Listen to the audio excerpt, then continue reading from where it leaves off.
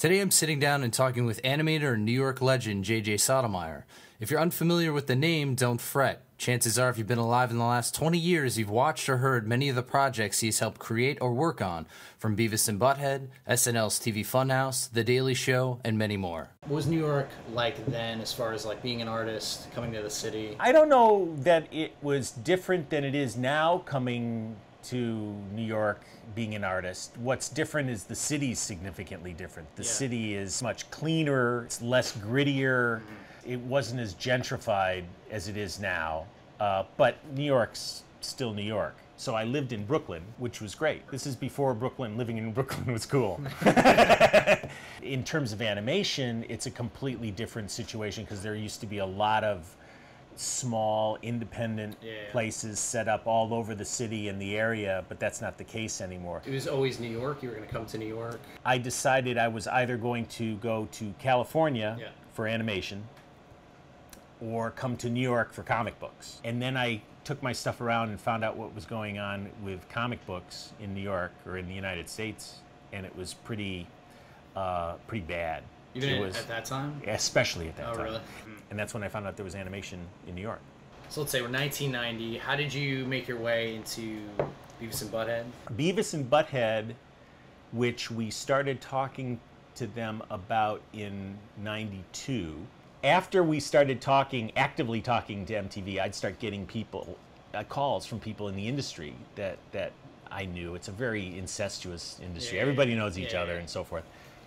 And they'd say, so you're talking to MTV about Beavis? And it's like, well, yeah, it sounds kind of interesting. So, are you out of your mind?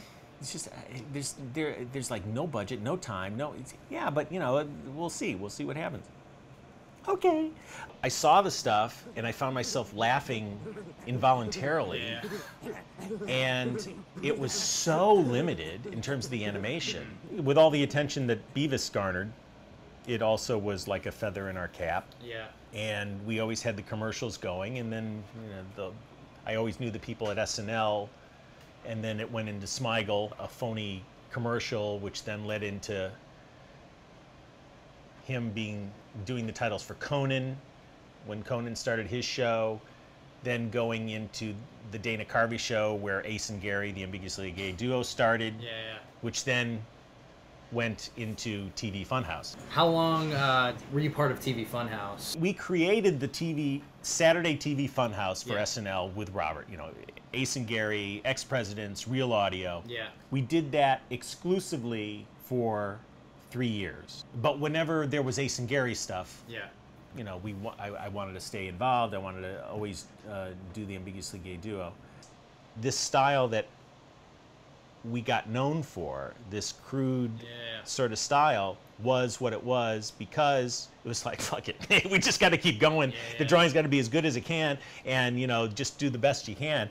And we had a lovely inventory of fabulous pieces that made people laugh, helped change people's attitude about animation, and it was time to move on. We kind of bailed from Beavis, and then we bailed from SNL, and then we started working on Harvey Birdman, and that was looking like, yeah, you know what, maybe we can make this, and then we bailed from that.